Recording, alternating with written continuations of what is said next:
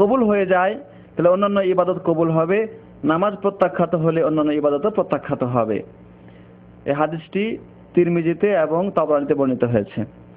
সুতরাং নামাজের গুরুত্ব ইসলামে সবচেয়ে বেশি।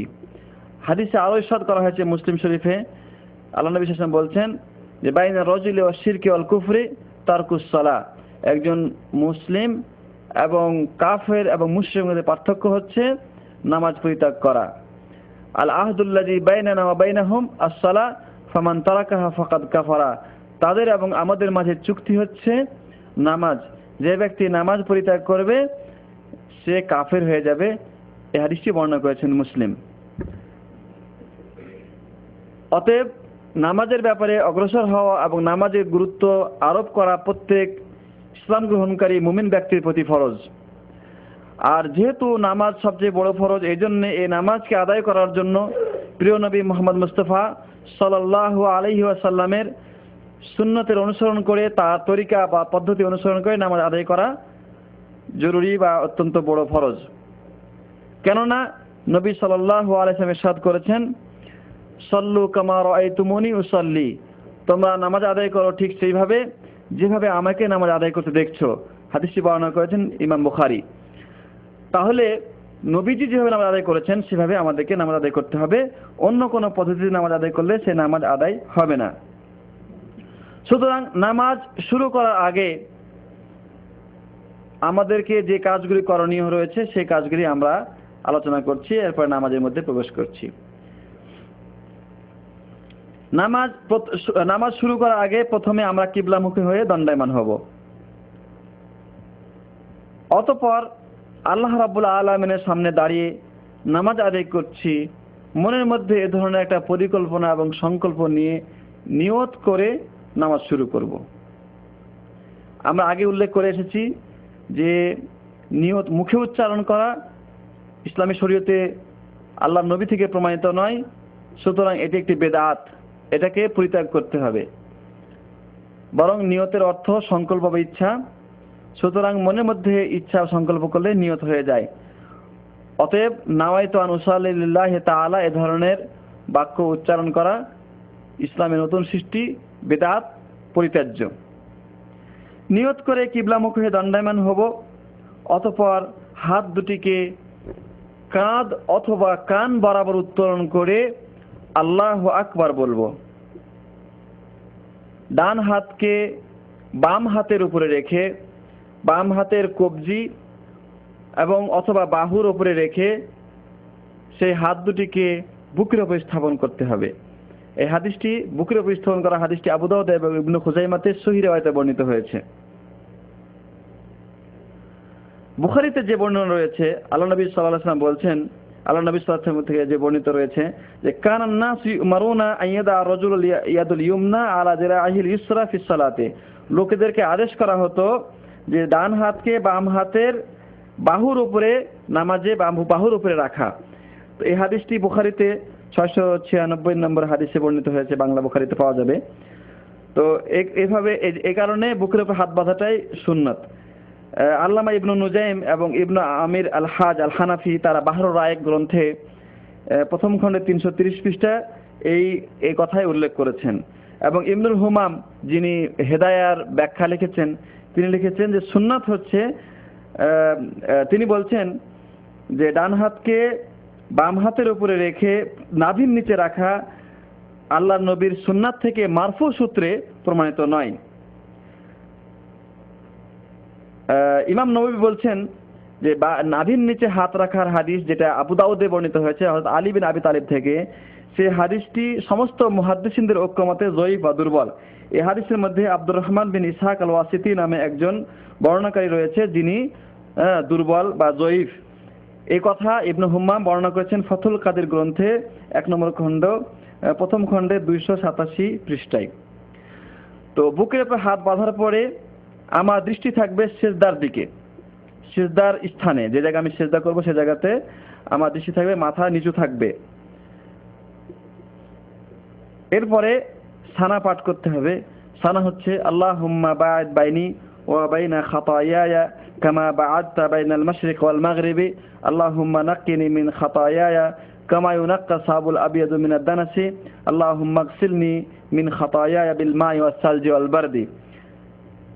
এই সানা, অথবা আমরা এটা পাঠ করতে পারি সুবহানাকা আল্লাহুম্মা ওয়া বিহামদিকা ওয়া তাবারাকা ইসমুকা ওয়া তাআলা জাদ্দুকা ওয়া লা ইলাহা গায়রুকা।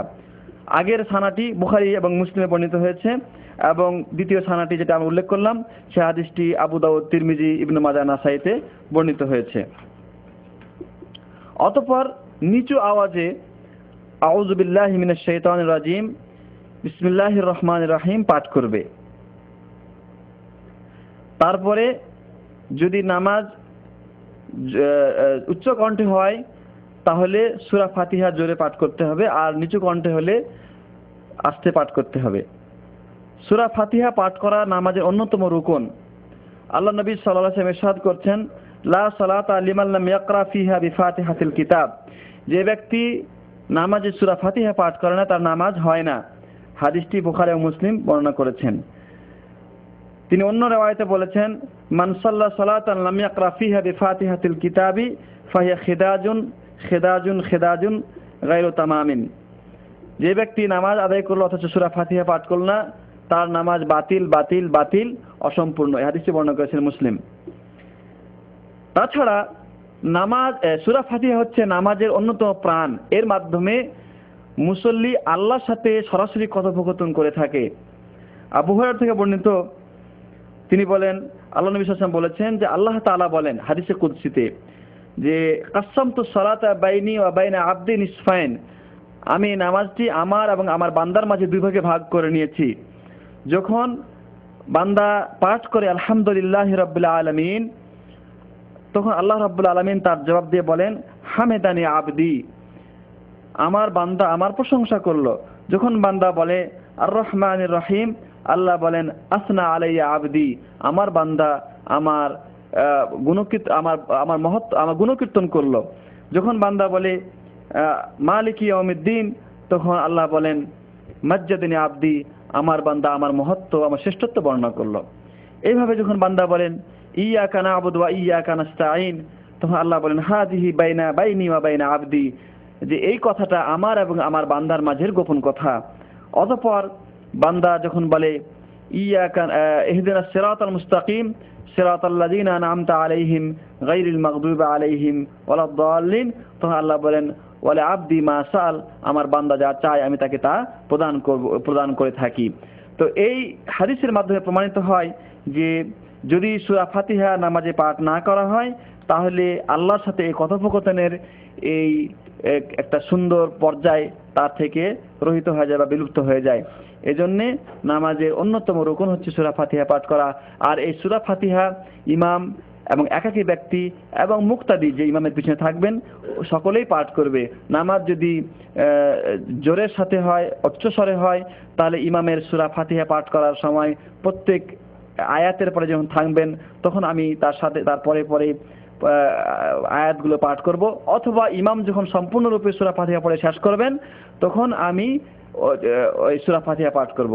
অর্থাৎ উনি সূরা ফাতিহা পাঠ শেষ করে অন্য সূরা শুরু করবেন, তখন আমি সূরা ফাতিহা পাঠ করে নেব। যে কোনো ভাবে সূরা ফাতিহা পাঠ করা যায়। সূরা ফাতিহা পাঠ শেষ হলে আমিন বলতে হবে। হাদিসে এসেছে যে কানা নবী সাল্লাল্লাহু আলাইহি ওয়াসাল্লাম ইযা ইনতাহা মিন কিরাআতিল ফাতিহা ক্বালা আমিন ইয়াজহারু বিহা সাওতাহু। হাদিসটি বর্ণনা করেছে আবু দাউদ। যখন তিনি সূরা ফাতিহা পড়ে শেষ করতেন তখন তিনি আমিন বলতেন এবং উচ্চ কণ্ঠে বলতেন। সুতরাং উচ্চ কণ্ঠে বলাটা সুন্নাত। অন্য হাদিসে রয়েছে যে ইহুদিরা সবচেয়ে যে জিনিসটা মুসলমানদের ব্যাপারে হিংসা করত সেটা হচ্ছে নামাজে আমিন বলা। এই হাদিসটি বর্ণনা করেছেন আবু দাউদ। সুতরাং এক্ষেত্রে আমিন বলাটা, জোরে আমিন বলাটা সুন্নাত। যদি কেউ জোরে আমিন না বলে নামাজ হয়ে যাবে, কিন্তু এটি সুন্নাত কম হয়ে যাবে। এজন্যে আব্দুল হক মুহাদ্দিস দেহলভী রহমাতুল্লাহ আলাই, তিনি মাদারিজুন নবুওয়া এবং আব্দুল হাই লাখনবী রহমাতুল্লাহ আলাই, তারাও তিনি তালিকুল মুমাজ্জাদ গ্রন্থে তিনি বলেছেন যে আল ইনসাফ আন্নাল জাহরা কবিয়ুন মিন হাইসুদ দলিল। দলিলের ভিত্তিতে দেখা যায় যে নামাজে জোরে আমিন বলাটাই ন্যায়সঙ্গত এবং দলিল সম্মত কথা। এরপরে অন্য একটি সূরা পাঠ করবে। অন্য একটি সূরা পাঠ করবে।